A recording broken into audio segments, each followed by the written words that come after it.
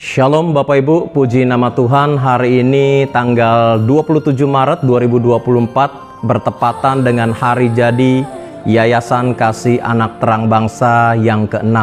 Nah Bapak Ibu yang saya kasih, dalam nama Tuhan Yesus Kristus sedikit bersaksi karena banyak orang bertanya kepada saya, Pak Minarto, kenapa dengan pelayanan yang sudah enak di kota Jakarta tiba-tiba Bapak mau masuk ke pedalaman bersama dengan tim yang ada.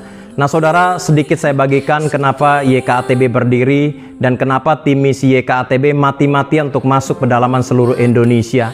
Pada tanggal 31 Desember tahun 2017 ketika pergantian tahun menuju ke tahun 2018, saya berdoa kepada Tuhan ketika mendengar letusan petasan begitu banyak berbunyi menyambut menyongsong tahun baru 2018. Dan saat itu saya berdoa kepada Tuhan, Tuhan, saya sudah sekitar 25 tahun menjadi alatnya Tuhan, menjadi hamba Tuhan. Saya sudah enak dalam pelayanan. Menjelang tahun 2018, apa yang harus saya lakukan?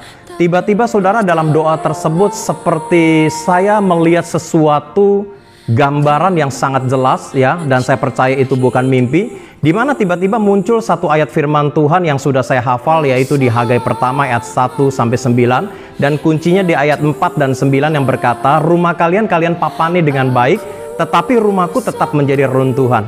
Waktu itu saya bertanya kepada Roh Kudus apa maksudnya, dan Tuhan ingatkan, mulai meminta saya untuk masuk ke pedalaman seluruh Indonesia, meninggalkan semua kenyamanan saya sebagai hamba Tuhan di kota besar, mencari gereja-gereja yang rusak untuk diperbaiki. Nah jujur Bapak Ibu, saat itu saya sempat bertanya dalam hati saya, ini suara Tuhan atau suara hati saya? Nah singkat cerita apa yang terjadi, setiap hampir jam 1, jam 2 subuh saya terbangun dan saya gelisah, saya nggak bisa tidur, dan ayat itu selalu muncul dengan jelas. Hagai pertama ayat 1 dan 9. Nah apa yang terjadi saudara, beberapa hari kemudian saya hadir dalam satu gereja yang saya gembalakan pada saat itu. Sekitar 4:30 subuh kami ada janji untuk doa pagi, dan ketika para pelayan Tuhan belum tiba, seorang sahabat pelayan Tuhan saya suruh masuk ke mobil saya, dan saya berkata, saya ini sudah hampir 2 hari susah tidur, insomnia. Saya orang yang gampang tidur. Dan dia bertanya kepada saya, kenapa Pak Gembala? Saya berkata, saya mendapatkan satu message yang begitu kuat. Message-nya apa? Kalau boleh saya tahu, dia katakan, saya diperintahkan melalui yayasan yang kita punya untuk masuk ke pedalaman seluruh Indonesia, mencari gereja yang rusak untuk diperbaiki. Dan saya berkata, uang dari mana? Ini jumlah yang sangat besar, ya, bukan uang yang sedikit. Tiba-tiba hamba Tuhan ini berkata, Bapak tahu nggak? Hampir 3 bulan ini saya dapat ayat firman Tuhan di Hagai pertama ayat 1-9. Saya kaget Bapak Ibu, karena saya belum cerita tentang ayatnya, dia sudah cerita tentang ayatnya, dan saya tahu ini adalah satu konfirmasi. Dan saya berkata, loh kok ayatnya sama? Tiba-tiba dia berkata, Pak ambil Pak, nggak semua hamba Tuhan bisa dapat pesan seperti itu, dan Bapak punya potensi, karena Bapak khotbah hampir seluruh Indonesia, bahkan keliling ke Asia, bahkan pernah diundang sampai ke Australia untuk menyampaikan firman Tuhan. Dan akhirnya saya berkata, baik kita doa sama-sama. Ya, kalau memang saya orangnya, saya minta tanda yang kedua, dan kalau tanda kedua ini tidak digenapi, maka penglihatan saya itu kedagingan saya atau suara hati saya. Dan kami berdoa pada saat itu, dan kami berkata, Tuhan, kalau memang Tuhan pilih saya untuk masuk pedalaman, mencari gereja-gereja yang rusak, aku minta tanda Tuhan. Ada uang yang diberikan kepada saya dalam jumlah yang besar dalam waktu singkat ini. Saudara, kami doa hari Sabtu, tiba-tiba hari Kamis saya ditelepon oleh seorang pengusaha meminta saya untuk datang ke rumahnya jam 8 pagi dengan istri saya pada saat itu, karena dia membeli sebuah rumah yang cukup besar ya, hampir 2000 meter persegi di daerah Menteng, dan dia berkata rumahnya cukup horor, ada hantunya karena pemiliknya suami istri saat itu meninggal. Nah ketika kami datang, kami doakan, saya perhatikan rumah ini sangat besar, dan di bawah saya perhatikan sudah ada beberapa orang Madura yang siap menghancurkan rumah ini karena mau dibangun dari pondasi saudara. Dan waktu itu saya bicara dengan pengusaha ini, saya berkata, Pak, Bapak nggak sayang rumah ini mau dihancurkan? Karena saya lihat retak serambut saja tidak ada, tinggal dicat, tempel wallpaper, mungkin Bapak bisa tinggalin. Dia berkata, saya nggak suka Pak Pendeta, saya pengen hancurkan, saya pengen bangun klasik modern. Dan tiba-tiba saudara, dia perintahkan bendaharanya untuk bawa satu kantong yang cukup besar, dan dia berikan kepada saya. Waktu itu saya mengira itu satu bingkisan kue karena jumlahnya cukup, kantongnya cukup besar, dan berkata, Pak ini berkat buat Bapak. Saya tanya, ini apa? Ini uang hasil borongan dari para Madura ya, untuk ruangan ini dibongkar. ini tahap pertama. Saya berkata, Pak, ini uang buat saya. Iya, buat Pak Pendeta. Nah saudara, saat itu Roh Kudus ingatkan satu hal begini. Dalam hati saya dia berbisik dengan lembut, dia berkata, bukan buat kamu. Kamu kan minta tanda. Ini untuk bangun rumahku. Nah saudara, ketika saya lihat uang itu dalam jumlah yang sangat besar, ya, dan saya serahkan kembali uang itu dan saya berkata, udah Pak, ini tolong store ke rekening yayasan. Nanti buktinya, transkripnya kasih ke saya dan saya akan serahkan kepada bendahara. Nah singkat cerita saudara, setelah mendapatkan uang tersebut, kami mulai bergerak misi masuk ke pedalaman dan dimulai dari kampung kelahiran saya di daerah Kalimantan. Kami ke suku-suku Dayak dan akhirnya saudara, luar biasa, 1 minggu kemudian pengusaha ini transfer lagi dalam jumlah yang cukup besar saudara. Dan singkat cerita, khotbah-khotbah saya mulai hidup, saya mulai saksikan perjalanan misi kami. Dan akhirnya kami bergerak ke seluruh pedalaman Indonesia dengan semua risiko tantangan yang harus kami hadapi.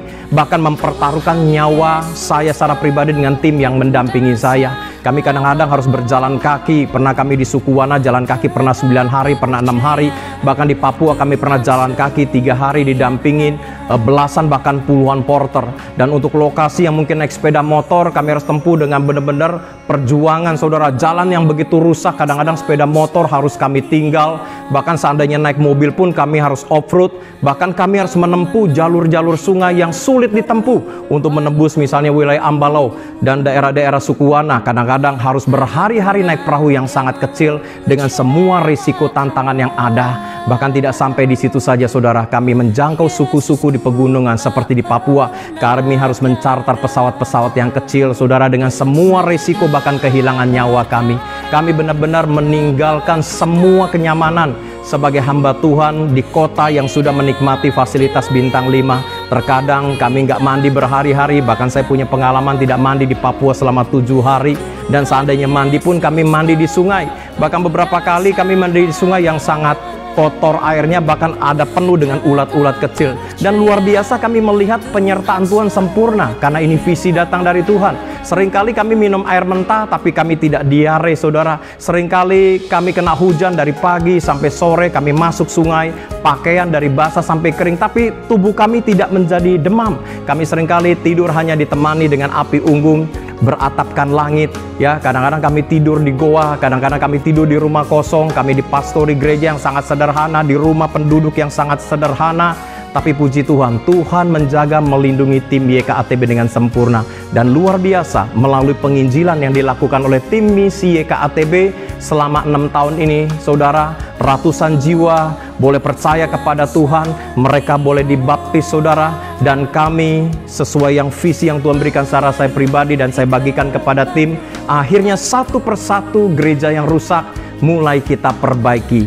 Dan saat ini semua karena anugerah Tuhan, di tahun yang ke-6 ini Bapak Ibu, semua untuk kemuliaan nama Tuhan, 130 gereja sudah selesai dari pondasi sampai berdiri, ya, dari yang tidak layak. Dan saat ini 51 gereja on progress, dan total sudah hampir lebih dari 233 gereja diperbaiki oleh tim misi YKATB. Dalam kesempatan ini, saya selaku founder YKATB mengucapkan selamat ulang tahun kepada semua donatur YKATB di seluruh Indonesia, bahkan mungkin sampai ke mancanegara. Saudara yang melihat video ini, terus dukung kami dalam doa dan tentunya dalam dana juga saudara, karena tahun ini saja puluhan, mungkin hampir 75 gereja harus kami tangani yang tersebar di Sumba Timur, di Papua, di Soe, dan di beberapa wilayah Indonesia. Selamat ulang tahun buat saudara sekalian, seluruh donatur YKATB yang begitu setia. Bukan hanya Bapak Ibu berdoa, tapi saudara juga menyalurkan dana sampai detik ini. Tuhan Yesus memberkati taburan Bapak Ibu selama ini,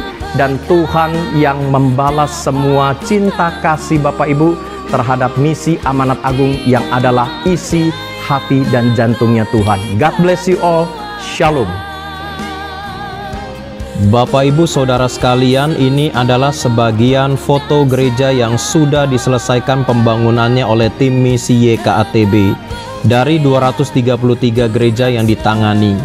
Gereja-gereja ini pada awalnya sebagian besar adalah gereja yang rusak parah, dan sebagian besar adalah lokasi yang tidak ada gereja sama sekali, dan akhirnya dibangun dari pondasi oleh tim misi YKATB. Satu gereja membutuhkan biaya yang tidak sama tergantung lokasi dan jarak tempuh. Rata-rata kisaran 35 juta, ada yang sampai 500 juta rupiah.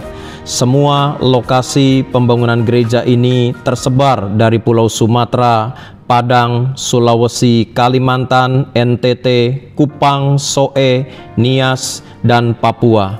Tuhan Yesus memberkati semua taburan dari para donatur. God bless you all. Shalom. Selamat ulang tahun. Haleluya.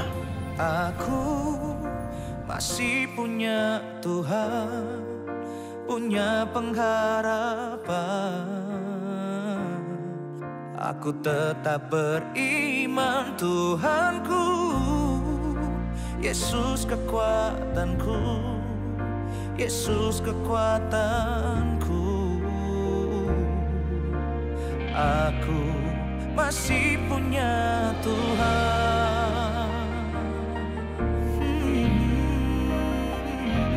Aku masih punya Tuhan, punya pengharapan. Aku tetap beriman, Tuhanku, Yesus kekuatanku, Yesus kekuatanku. Aku masih punya Tuhan. Aku tetap percaya, tetap percaya, Kau pembuat mujizat.